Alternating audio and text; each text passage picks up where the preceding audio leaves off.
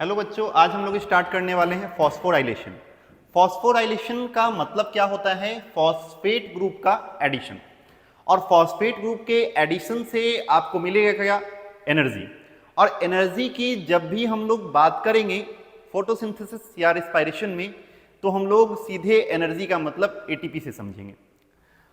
अब एनर्जी की अगर हम लोग बात करें तो जब आप लोग फिजिक्स में पढ़ते हो तो एनर्जी के बारे में क्या बोलते हो कि एनर्जी को ना ही क्रिएट किया जा सकता है ना ही डिस्ट्रॉय किया जा सकता है, यानी एनर्जी को एक फॉर्म से दूसरे फॉर्म में चेंज किया जा सकता है।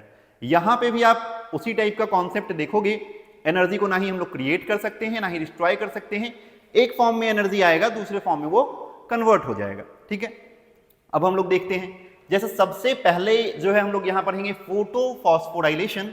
और अगर फोटोफॉस्फोराइलेशन वर्ड बोलते हैं तो इसका मतलब क्या होता है कि फॉस्फेट ग्रुप का एडिशन किसके प्रेजेंस में? फोटो मतलब लाइट के प्रेजेंस में, यानी लाइट के प्रेजेंस में अगर फॉस्फेट ग्रुप का एडिशन हो रहा है उसको हम लोग बोलेंगे फोटोफॉस्फोराइलेशन। जब आप फोटोफॉस्फोराइलेशन पढ़ते हो तो आप जो है दो टाइप के फोटोफॉस्फोराइलेशन के बारे में आपको पढ़ना है फोटोसिंथेसिस में।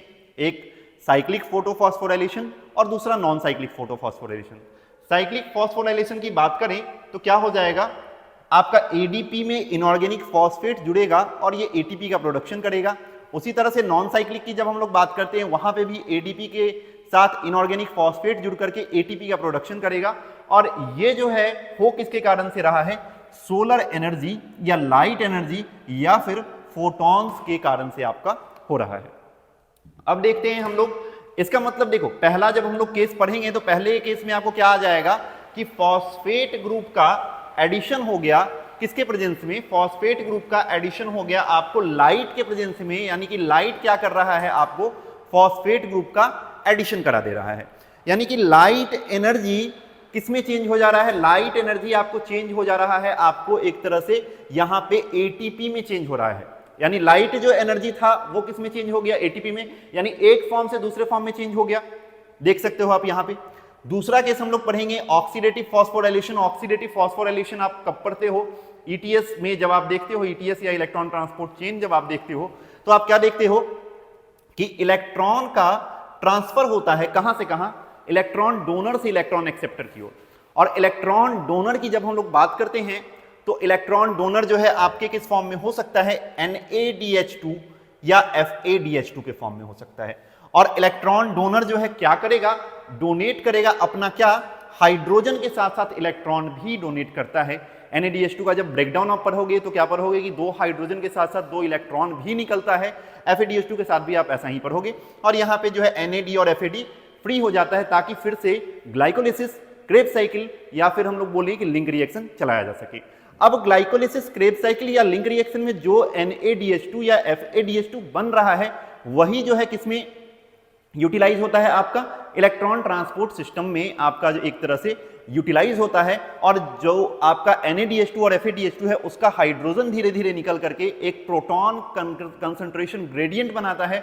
और वो प्रोटॉन कंसंट्रेशन ग्रेडियंट के कारण से आपका एटीपी का प्रोडक्शन होता है। जब वो एटीपी सिंथेसिस से पास करेगा तब आपका कंफर्मेशनल चेंजेज आएगा और एटीपी का आपका प्रोडक्शन होगा। तो इसको हम लोग बोलते हैं ऑक्सीडेटिव फॉस्फोराइलेशन। क्यों? क्योंकि जब आप ऑक्सीडेशन पढ़ते हो तो ऑक्सीडेशन को हम लोग क्या बोलते हैं? आपका या तो ऑक्सीजन का एडिशन या तो हम लोग लॉस ऑफ हाइड्रोजन बोल सकते हैं। तो यहां पे आप लॉस ऑफ हाइड्रोजन के फॉर्म में ऑक्सीडेशन पढ़ोगे, इसी कारण से इसको बोला जाता है ऑक्सीडेटिव फॉस्फोराइलेशन। ये आपका ऑक्सीडेटिव फॉस्फोराइलेशन हो गया। देन हम लोग बोलते हैं सबस्ट्रेट लेवल फॉस्फोराइलेशन। और सबस्ट्रेट लेवल फॉस्फोराइलेशन का मतलब क्या हो गया कि ये डायरेक्ट फॉर्मेशन ऑफ एटीपी है, यानी हाइड्रोजन को कहीं जाना नहीं पड़ेगा, किसी दूसरे से सहायता नहीं लेना पड़ेगा, ये बॉन्ड टूटेगा और फॉस्फेट जो है आपका एटीपी का प्रोडक्शन करा देगा। यहां पे देखो क्या होगा, by breaking high energy bond direct formation of ATP. जैसा ग्लाइकोलिसिस में आप देखते हो 1,3/PGA आपका किसमें चेंज हो जाएगा? एडीपी जो है यहां पे आपका एक जो है पहला और तीसरा पोजीशन पे क्या है? फॉस्फेट ग्रुप अटैच है। 1,3/PGA कहने का मतलब क्या हो गया कि पहला और तीसरा पोजीशन यहां पे आपका फॉस्फेट ग्रुप अटैच है। और ये जो है क्या कर देता है? आपका 3PGA में चेंज हो जाता है। और 3PGA में जैसे ही चेंज हो जाएगा तो ये क्या हो जाएगा? एक फॉस्फेट ग्रुप जो है यहां पे एडीपी के साथ जुड़ जाएगा और एटीपी का प्रोडक्शन करा देगा। अब यहाँ पे देखेंगे जैसे हाई एनर्जी फॉस्फेट बॉन्ड है और हाई एनर्जी फॉस्फेट बॉन्ड के बाद जो है आप क्या देखोगे कि ये हाई एनर्जी फॉस्फेट बॉन्ड जैसे ही ब्रेक हुआ उसके बाद जो है आपका एटीपी का प्रोडक्शन हो रहा है।